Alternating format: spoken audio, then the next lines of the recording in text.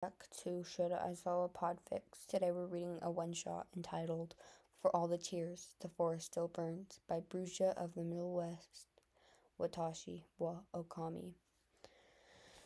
This fic is read by Shota Aizawa, Eraserhead. Here's the summary. And this fic is 5,000 words, and it has 10,000 views. Here's the summary. Iris was known for being slippery. It was no wonder that the police had dubbed the vigilante the Serpent. He managed to evade any prohero sent after him, and eventually they gave up. The small vigilante was doing no harm and had too good a public image for them to make an example of him. Give up on the kid, huh? Eraserhead got the message. Of course he did. That didn't mean he'd stop looking. Izuku wondered why he'd ever believe why he'd... Sorry, I'm gonna take a sip of my tea. Just wait like 2 seconds. You can wait a minute. Y'all don't have the time to read it yourself. Izuku wondered why he ever believed men would be created equally. If they were equal, then they'd create inequality themselves, through race, through gender, through sexuality, or religion, through whatever means power could be created. They would do it. History proved that much. So it was a blessing, really, that quirks made that choice for them. Someone always has to be on the bottom, after all. I took a double shift. There's food in the fridge. Mom. At first, she'd written longer notes. Love Mom at the end, followed by a train of X and O's. It used to be sweet, gentle. It used to feel less like she was running away. It used to feel like she cared. When she kissed his bruises and gently bandaged his cuts. A warm smile that was bright enough to hide the exhaustion. He wished he could say he didn't notice the change. Wished there wasn't a day that she just stopped. And most of all, he wished it wasn't his birthday. Wished it wasn't so obviously his fault. That note resting with a short, sweet message. A small and neatly wrapped gift on the counter. And instructions to warm up the katsudon. He'd stayed up until the sun rose. Sitting, feet not even touching the floor, waiting until his butt grew numb and his tailbone ached. Until the party hat he'd hidden in his room the year prior hurt, string cutting into his chin. He sat and stared at the small, one-person vanilla cake. He preferred chocolate, but he didn't mind. So long as he had his mom, he wouldn't mind. Another double shift, he wondered, if she even worked the sort of job that had that. That night, he'd nursed blisters on his own with a suspiciously stocked first aid kit. It must have hurt. He knows that. It must have hurt watching her precious child, her only son, come home with no new bruises, with torn knees and a straining smile and wet, wide eyes. He couldn't imagine how painful that would be. A single mom, a quirkless kid that was the talk of the town. That would be too much for anyone, wouldn't it? He couldn't expect his mother to carry that weight on her own, so he doesn't. She keeps the first aid stocked, so that's nice. It means she knows, and that's worse than the hurt notes, than the fact that she no longer comes into his room at night to press a soft kiss to his head and whisper sweet words. It turned out to be a blessing in disguise. Iris came to the scene as a reckless vigilante, to say the least.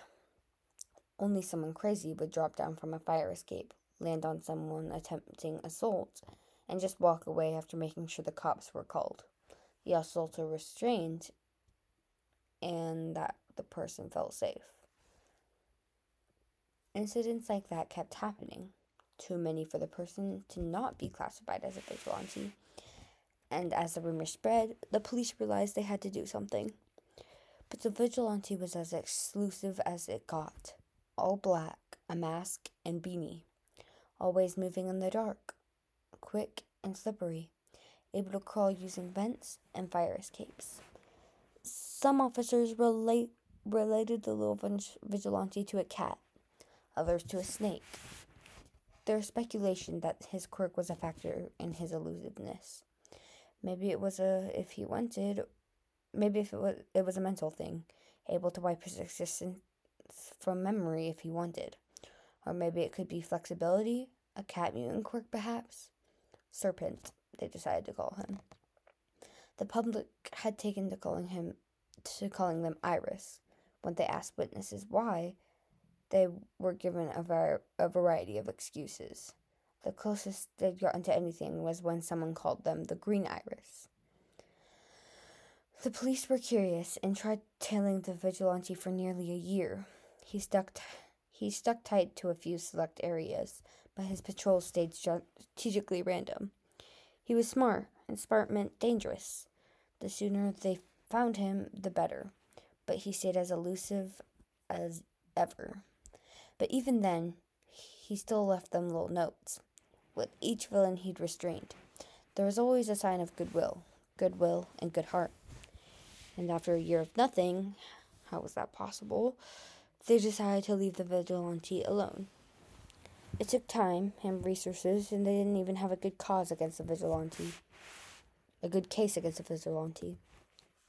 Iris had been careful about that sort of thing, clearly knowledgeable about vigilante-related laws. It didn't help that Iris had the public support, because while witnesses never told the police anything specific about Iris, they'd give everything else. They spoke about how kind and gentle he was. It was a he, they knew that, and how he'd guided them away from wherever the incidents had happened, close to the open but sheltered. And he'd stay as long as they needed, holding their hands and sitting with them and listening. Apparently, he wasn't bad at giving advice. Apparently, on more than one occasion, he'd hobbled away, wounded, without accepting medical aid. So the police decided to leave him alone. They keep tabs on the vigilante, but if he stayed on the right track, they wouldn't expend the resources on him. Eraserhead got the memo. Of course he did, and he was an underground hero that couldn't really afford to take on more work than he already had. But that didn't mean he'd give up on this kid, because that's what Iris was, a kid. He'd spoken to Sukauchi about it, reviewed files, and grainy, dark security footage. Iris was a kid. Someone that was running around and throwing themselves haphazardly into dangerous situations. And all the while, Shota had gotten a clear understanding that everyone he'd saved absolutely adored him. Was he that sweet, that kind, that small, or was it something else entirely? Shota didn't know, but he didn't know that he was going to have a conversation with that child if it was the last thing he did. Shota didn't know, but he did know that he was going to have a conversation with that child if it was the last thing he did, if only to get a good idea of what he was really up to. Really, he wanted to make sure they were okay, wanted to make sure they weren't homeless, or that they hadn't dropped out of school for something so dangerous, wanted to make sure they were fine. Hopefully, they were secretly an arrogant, bored kid with too much free time and not enough simulation. Shota wasn't naive enough to actually believe that, but it would have been nice. It turned out that Iris is one of those people that just sort of finds you. Eraserhead wasn't a known hero, and that worked to his advantage more than often not. Be it with villains not knowing his quirk or the media not going after him. However, it was instances where his quirk didn't necessarily work that became an issue. A big group of mutant quirks in an alley. In hindsight, in a perfect world, he would have waited longer, would have figured out what exactly he was dealing with. After all, scheming villains in the alley beside a bank was clearly a crime waiting to happen. The problem came when drunks stumbled into said alley to have a, good time, giggling and flirting and laughing as they pushed each other towards the group's clutches. Shota watches, a curse whispered under his breath as his fingers curl around his capture weapon. A potential hostage situation. Not good. He's so focused, he almost misses the light scrap of shoes against the opposite roof. Almost, but not quite. And as he trails his gaze up, careful to stay aware of the alley below, he finds the dark, hunched shape of someone that couldn't be older than 15. They're staring back at him, only the pale skin around his eyes visible between the hat and mask. Equally surprised, if their hunched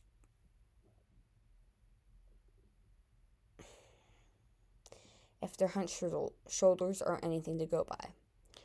And then Shota watches as they look back down and find that group of villains. The group that has noticed the intruders. Shit, the kid's whisper is muffled, but Shota can guess that's what he said. He almost reprimands him, but it means he knows how serious the situation is, and that's more important. Shota wants to ask why the hell the kid's there, or maybe even for a status update, seeing as he'd been trailing the two intruders, but there's no time. Oh ho ho, seems Sally is occupado, the male chuckles, but it's sharp, an edge, a challenge, as if such a thing were wise. Mind if we... It's best you scram, get a room or something, one of the villains, lizard mutant, growls lowly, the others twitching behind him. The female seems out of it, Shota notices, not saying anything but giggling a bit too much, swaying on her feet and kept steady by the other hand on her arm. Shit. Shota bites his lip and pulls his goggles down. Shit. The kid had been tailing them because she's drugged. That makes sense. That makes a whole lot of sense. Waiting for the opportunity to strike, that was smart. Following and refusing to stop until she was safe. And they were the furthest thing from safe. My friend here, she can't really walk much farther. We won't be long, I promise. The man's too good at sweet-talking to be as intoxicated as he'd been pretending. Shit. A light tap has Shota's attention, pulling to the rooftop across from him. It's the kid, and he's just as tense. Eyes flickering between the two parties before coming back up to Shota. Bank robbers? He asks, hands moving quickly. Shota almost doesn't catch it in the dim light. He doesn't have time to be in awe of the clearly fluent JSL. He nods, hands raising. Roofied? The kid nods as well. He pauses, twitchy and nervous. It's not his first time, the kid admits solemnly. Shota doesn't have the time to think on that, to unpack how the kid knew that, how the man was still walking about, what the kid had done and how often he'd followed him. How often he'd been late. That was the worst part about being a hero. It wasn't losing people, it was failing them. 4 people, mutant quirks, Shota signs. They tuned out the conversation. It was clearly still escalating, but they had time. And they needed time. They needed a plan. Eraserhead would think later on about the fact that his backup for now was a kid vigilante that he'd only ever caught wind of. His drugging requires skin contact, the kid supplies before looking back down, and then his hands start moving fast, words clipped up for the urgency. Mutants, 2 reptilian, 1 snake, careful, poison. Other lizard, gecko, bank robbery, cat. His head tilts, adorable, has his hand still. I can't tell the other. Shota blinks at that and looks back down. In the poor lightning, he'd caught the reptilian ones for sure. But how did the kid know one was a snake? That seemed more like a statement than a question. Something based off observations that Shota hadn't yet made. Or maybe the kid was just guessing. Ready? Eraserhead asked, scarf raising and his quirk tingling. He couldn't take care of the drugger, maybe get the kid to take the woman to safety while he dealt with the others. In response, the kid pulls his gloves tight out and becomes a bow staff. Tight and out comes a bow staff. He nods sharply, eyes already scanning, the first necessary threat to take out. I'll take care of the guy's quirk. You get the woman to safety. Got it. He doesn't argue. That's good. When Shota's hair raises, he doesn't even have the moment to tell the kid that the guy's down there before he's swooping. The bow staff cracks against a man's shoulder, harsh and quick, before hitting him right in the chest with the end. It sends the man toppling with a wheeze, hands flying to his chest and falling lip. Without a glance, the kid pivots and grabs the girl by her wrist. He's out of the alley and turning the corner before anyone's quite sure what had even happened. The villains are left gaping at the sight, eyes trailing down to the abandoned male before creeping closer to the alley opening. Would he be back? Probably not.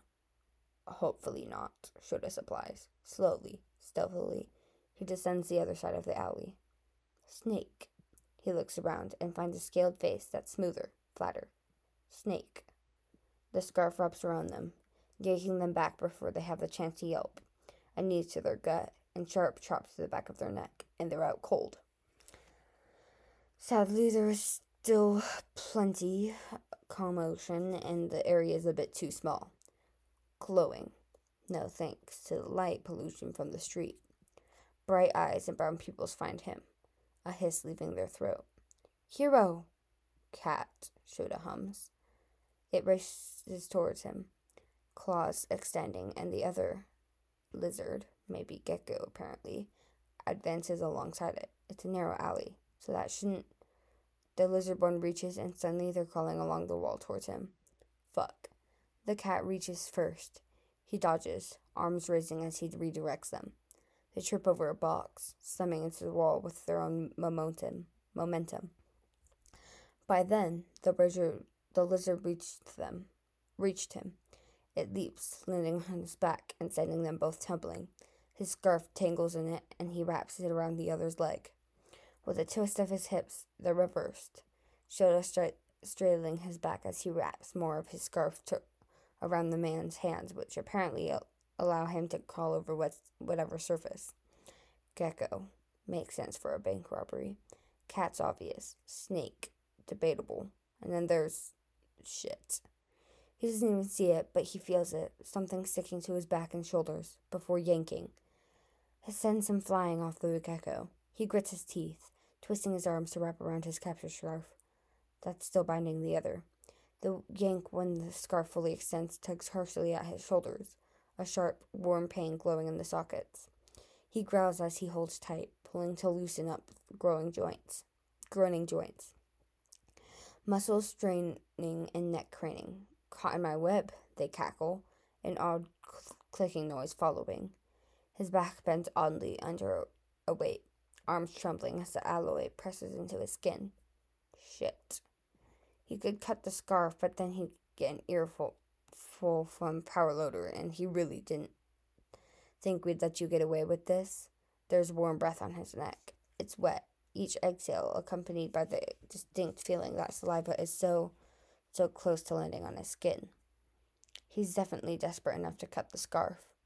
Only his arms are too strained to reach his knife. His joints growing harder, pain sharper with each paying second. Oh, shit. Eraserhead! A quick shout, and then the weight's gone. He's falling, chest slamming against concrete, and arms still stretched towards the downed villain. Two groans, one from him, one from the villain. Shota rolls away, close enough to loosen the scarf and pull out his knife. With a spin, he's free and ready, knees bent and arms raised, fists loose, only to find the other villain downed, the little vigilante standing above him, bow staff in hand, and bent. Was it that fragile?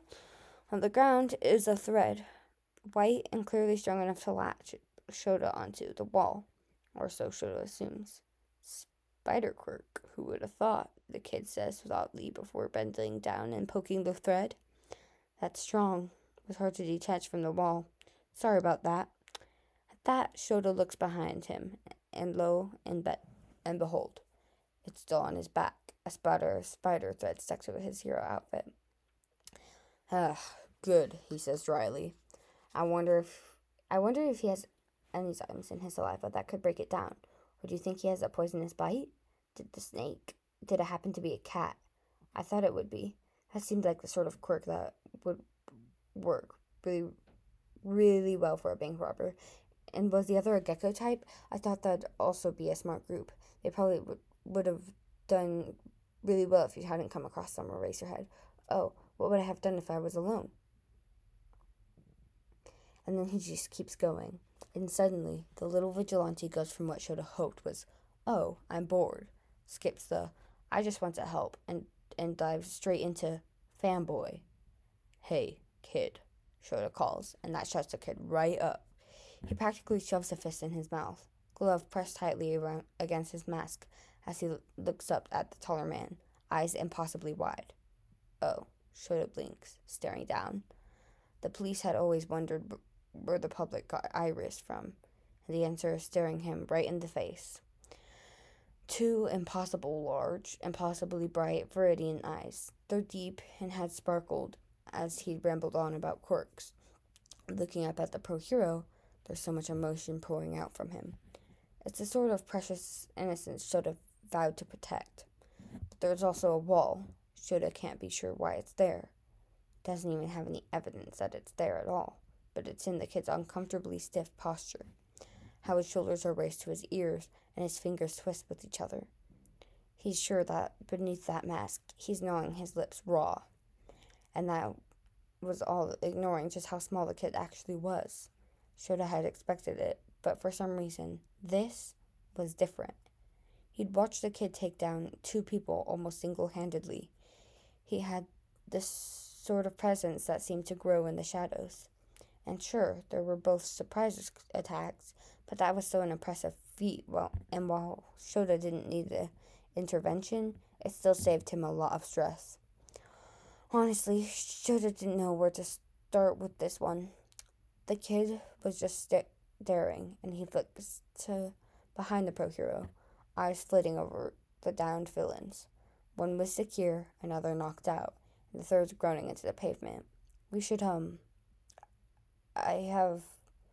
He fumbles with his many pockets before pulling out zip ties. He holds them out to Shota, sheepishly looking up at the prohero.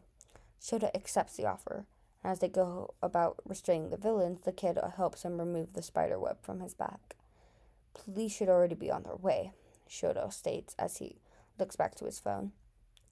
He'd sent a signal to Tsukuuchi when he'd first seen the villains, and had sent a second just before the fight had begun, a confirmation for backup.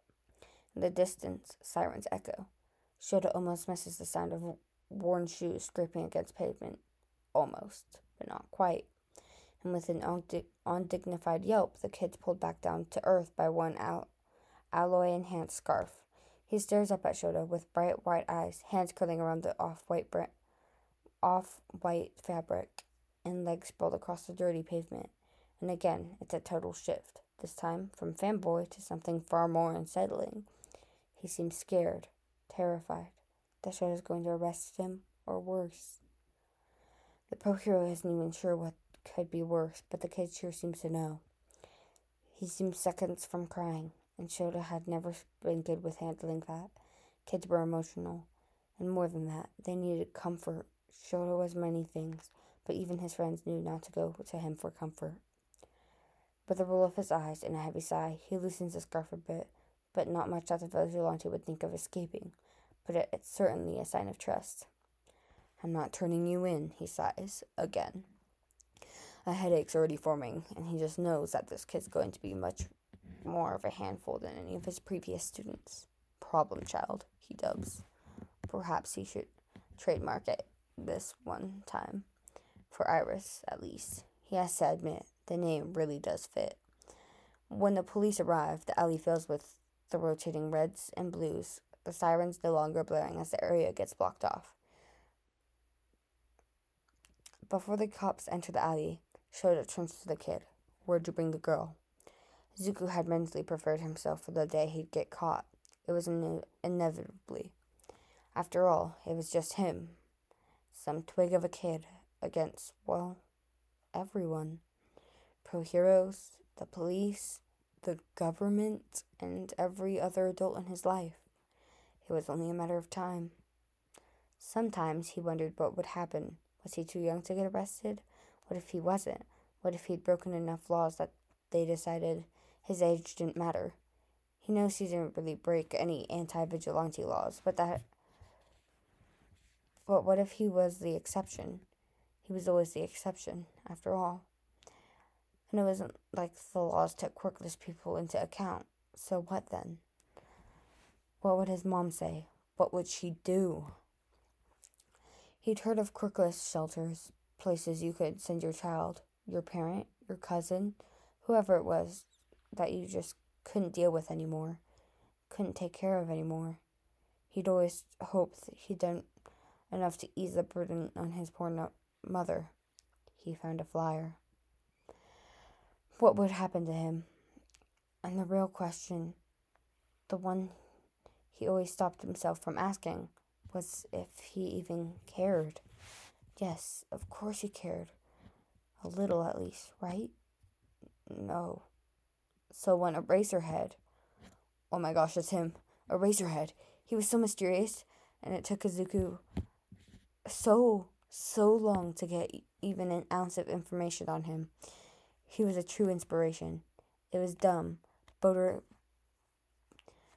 creepy, Izuku knows, but Eraserhead practically fights quirkless.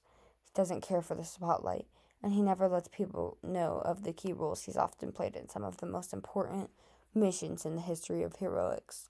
He was everything Izuku wanted to be. Anyway, so when Eraserhead had told him to leave, he couldn't very well say no. If anyone was going to catch him and send him off to God knows where, he'd want it to be him. Where'd you bring the girl? He asked, and that drags Izuku's attentions. However, reluctant, back to the dark alley. Reds and blues wash over it, ever now and then. Loud voices at the mouth as the police follow the prohero cleanup procedure. The flower shop, he says softly. It had closed a few hours before, but there had been someone inside, missing a few hanging plants still, double-checking fertilizer and the like. It hadn't been the first time Izuku had requested someone take shelter there. He trusted the owner, so when he practically shoved the woman into the owner's arms, he hadn't been too worried. Well, if you trust them, then that should be fine, Eraser says. And oh my gosh, I said that out loud. Izuku flushed at the thought.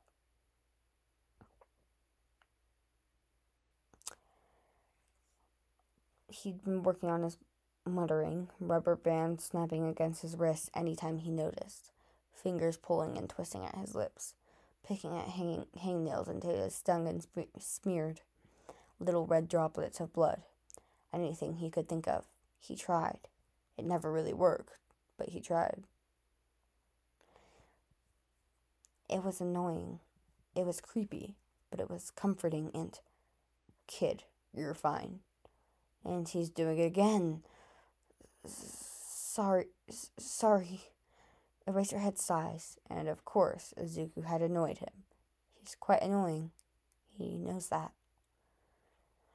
Annoying and creepy and weird and on one... If I asked you to wait on the rooftop for me, Eraserhead says suddenly, the scarf loosening more until it's pulling around the small vigilante, would you listen? Izuku blinks up at that. Once. Twice. A third time. Mouth dry, and he licks his lips. What? His voice cracks, and he winces, jaw clenching as he swallows. Would you wait? Would he? Yeah? Good. The scarf gets pulled back to Shota as he steps towards the flashing lights. The voices have grown louder, and he just leaves. Doesn't look to make sure the vigilante would really follow through. Just heads and points down the road. The cops are quick to grab the girl, while another gets brought in to arrest the first man. When Shota looks down the alley, the kid's gone. Izuku's sitting on the edge of the roof, knees pulled to his chest and fingers curling around his shoes as he eyes the bright skyline. It was always so soft on nights like these, lit up with oranges and whites, but it has a sort of ambience to it that always has been soothing. Sometimes he thought that he wouldn't mind if it was the last thing he'd see. Honestly, he assumed it would be, one way or another.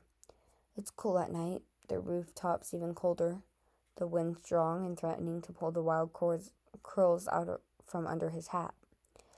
He tucks them back in, just in case. Eraserhead is silent, landing on the rooftop. The flashing lights haven't disappeared between the buildings.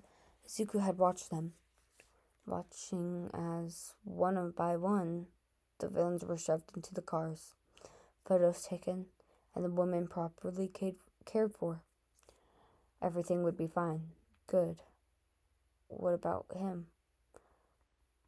Wasn't sure you'd stay, kid. Izuku startles at that. A sharp inhale, and his muscles tense so quickly they hurt.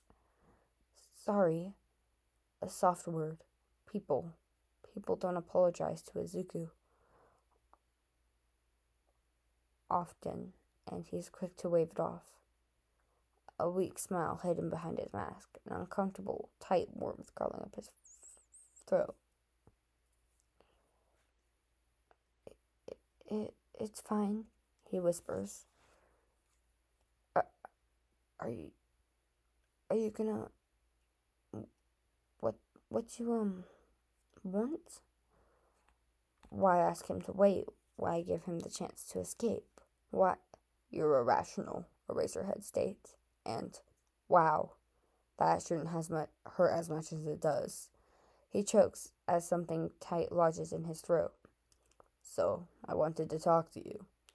Don't see many kid vigilantes out. Not at these hours. Izuku snickers at that. He's pretty sure he's the only one. The only one. Huh. Kidolante, he whispers. Because, of course, his brain had to do that. And then his brain catches up with his mouth, and he feels the blood drain from his face. Did he really just... But then Eraserhead snorts, and Izuku swears he said something like, problem child, under his breath. What's a kid like you doing, running around so late? The question makes anxiety curl in Izuku's chest. It's an interrogation. He knew it was coming. If he knew, then why did he stay? Well, he chokes and presses his lips together. Why had he? Would his mother say he was doing it for attention? Would Kachan claim it was another way he was looking down on him? Would his teacher say it wasn't because he wouldn't amount to anything in life anyway? So why not throw it away? Shota waits. The kid doesn't even mumble. He's tense and rocks in a form of self-comfort that has Shota tense, nervous. He's too close to the edge. Instead of dragging the kid back, because he gets the feeling touching the kid right then is not a good idea. He creeps closer, not so close that the kid might run, or worse, but he settles himself beside the kid with a few feet in between. He makes the kid freeze, eyes flitting up to look at the prohero. Again, those bright green irises, they glow, and with the lights below, it's almost like a forest fire within that innocent, dark green, bright and burning, reflecting orange and yellows, a shiny film across his eyes, no matter how hard he tries to hide it. He sniffles and gets muffled behind the mask. No parents? Another sniffle. A shrug. That was concerning. Shota had expected concerning. Listen, the prohero sighs, headache pulsing in his forehead. You don't have to answer, problem child. He said it. It makes the kid's head tilt, and Shota could imagine there's a small smile on his face. Good. Just be careful, okay? The smile slips from Izuku's face, and he just stares. Eraserhead's uncomfortable, clearly. But he means it. Sure. He's struggling to maintain eye contact, but he's relaxed. Eyes on the skyline and tension purposely held at bay. Be careful, okay? You're not gonna... I don't know, arrest me? That gets him another snort. For what? Vigilantism? Eraserhead doesn't laugh this time. Just drags his tired gaze back to the kid. For how tired he seems. Exhausted, really. Izuku gets that quite well. His eyes are so straight, so genuine. Izuku already trusted Eraserhead, but this, it makes him feel seen. Like Eraserhead isn't seeing some worthless, quirkless Deku, or Iris, or Serpentine. It's as if he sees Izuku, and that makes something warm and something new, something uncomfortable, and churning coil in his chest.